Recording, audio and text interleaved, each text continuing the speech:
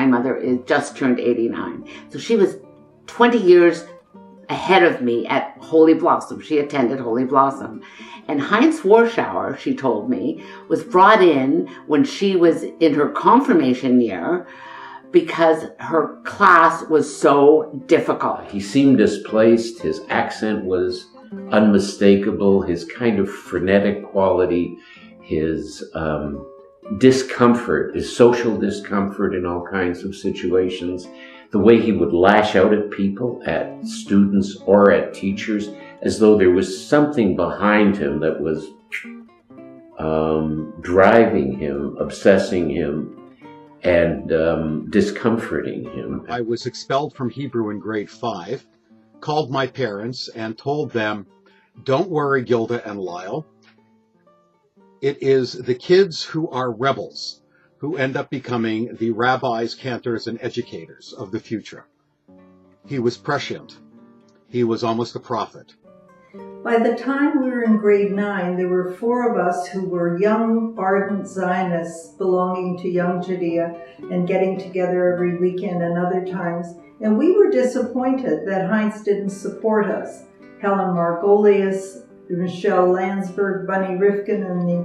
We really put a lot of pressure on Heinz, trying to get him to do more education about Israel. We were sitting on the porch, and at that point I'd have been around in my late 20s, 10 years after getting out of his grasp, and him saying to me, where are they now, my great class? As if we'd all let him down. And he enumerated where we were, and he said, this one's a Maoist, that meant me. This one's an artist living downtown doing God knows what, that would be Charlie. This one is out west married to an Indian princess. I guess that would be Art Pape. And enumerating one after another how we had let him down, and we were the personal. Now, I think what's interesting about that is actually I think he was proud of all of us. But his masochism was such that he had to present this list, which he'd obviously worked on, as a failure, but done in a very elaborate and sort of stentorian way. And I can remember very distinctly being in a class with Emil Fackenheim when I was in grade 11. And Emil would be talking, you see, very with his German accent and with the lower lip stuck to his teeth, and it was very hard to understand him. And he would be talking like this, and then one day, all of a sudden, the door of the room flies open and smashes against the wall, and Heinz walks in and peers around at all of us and sees one of the girls at the back of the room and says to her, Miss Manson, were you out on a date last night? Is that why you have trouble opening your eyes? And of course, all of us in the room just sort of wanted to melt underneath our desks. From the time I first had a house and kids, Heinz joined us quite often for dinner, and he was so playful with our children, very different than the curmudgeon type of fellow that he was around the temple. So we were very lucky, and even when I spent summers at cottages, he would come to the cottage and visit us for the day, and so I was very lucky to have that kind of relationship. When Elie Wiesel came and spoke at the Beth Tzedek at one point, I remember for some reason I went out for some reason, and Heinz was standing at the back saying, "It's all crap. It's all," but it didn't. That was his personal view. He wasn't saying that to anybody in particular. He was just saying it.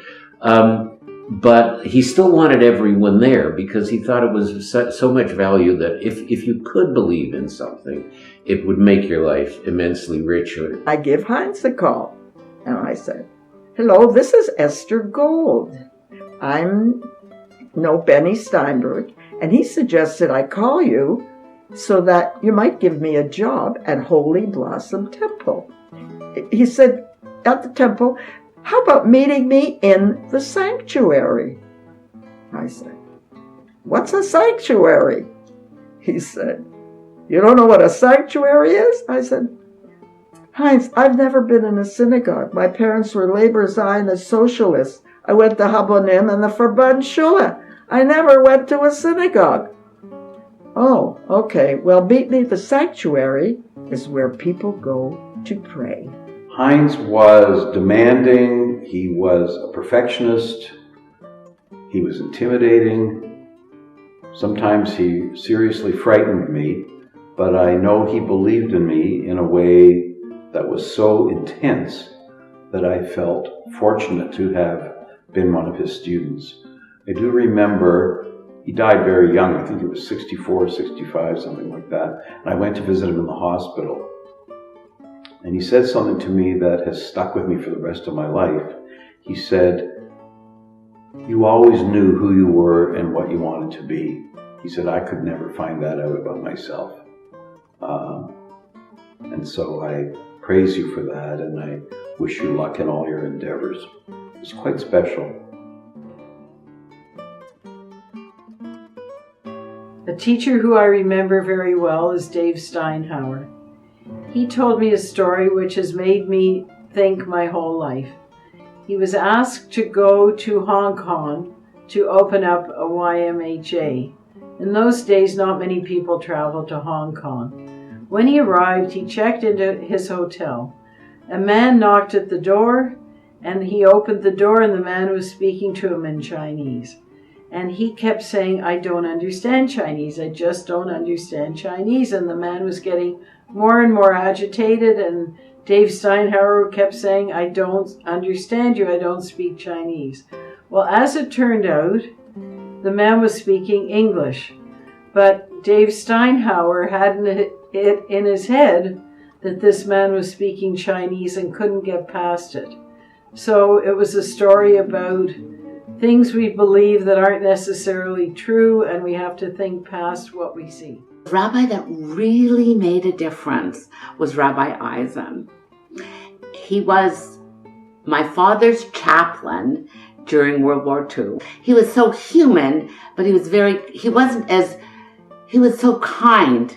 He was so kind, and that's another word that I would feel appropriate for Holy Blossom, safe and kind.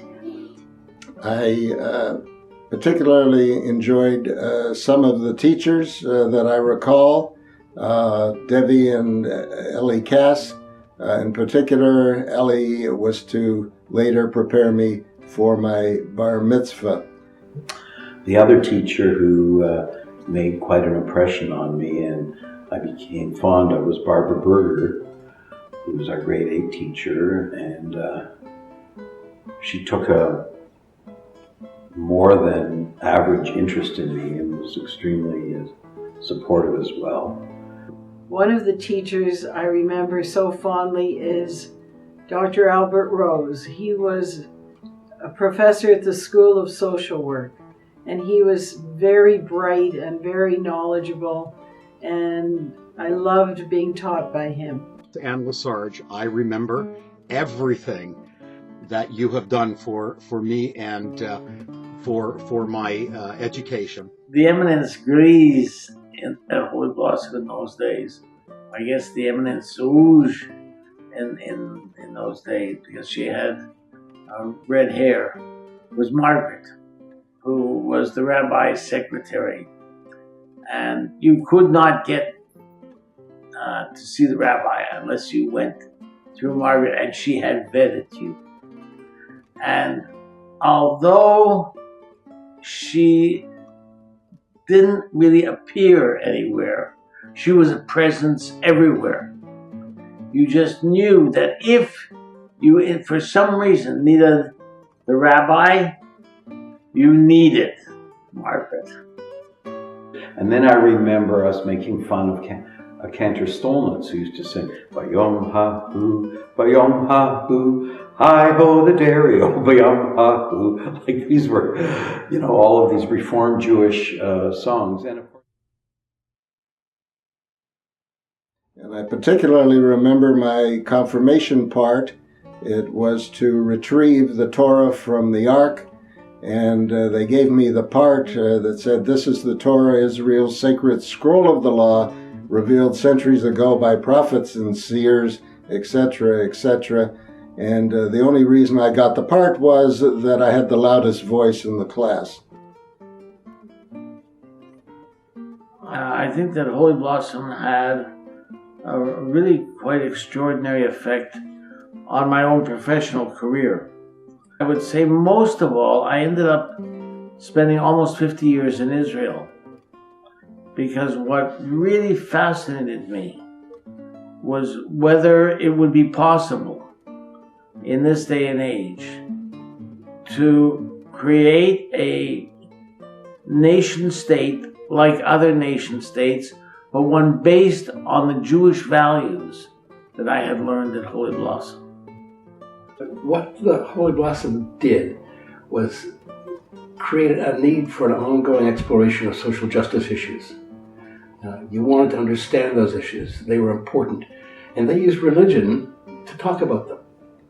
My career has been in law and justice.